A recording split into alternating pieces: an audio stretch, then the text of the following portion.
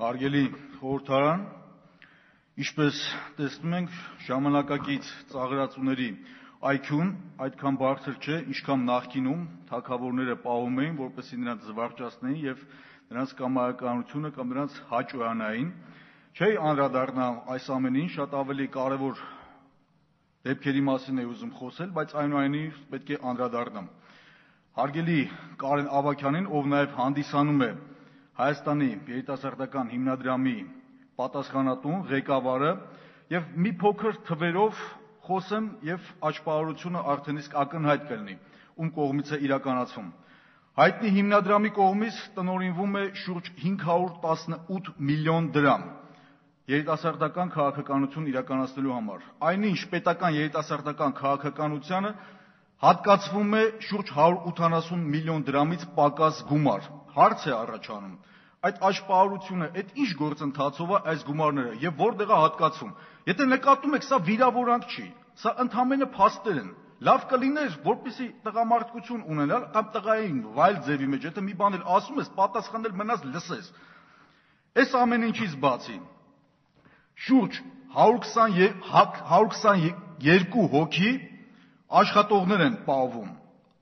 վերոհիշյալ հիմնադրամում։ 122 հոգի ինչ են անում այդ հիմնադրամում։ Ինչի ոչ միտեղ չի արտացոլվում, թե այդ 122 հոգուն ինչով են զբաղված։ Եվ ամենազավեշտալին 119 միլիոն դրամ աշխատավարձ են ստանում այդ 122 հոգին։ Հարցեր, որոնց պատասխանը կարծում եմ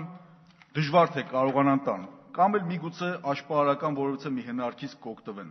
Այնուամենայնիվ ըստ էության հիմա հայտարարությանս անդրադառնամ։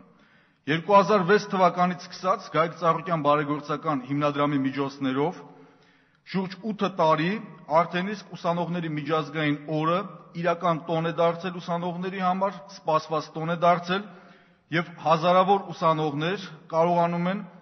այդ տոնը տոնել արժանավայել, ինչպես նաեւ սոցիալապես անապահով եւ ուսման մեջ առաջադիմություն ունեցող անկախ կուսակցական պատկանելությունից ուսանողներ ստանալ անվանական կրթաթոշակներ։ Տարիներ շարունակ այս ծրագիրը իրականացնելուց հետո մտահղացում առաջացավ նույն ուսանողների եւ կազմակերպիչներից մոտ, որպեսզի օրը տոների եւ հիշատակի օրենքում ամրագրել որպես հայ ուսանողի օր, որպեսզի նաեւ օրենքով պաշտպանված լինեն, թե ուսանողները եւ այդ օրը ավելի զանգվածային նաեւ միջոցառումներ կազմակերպեն։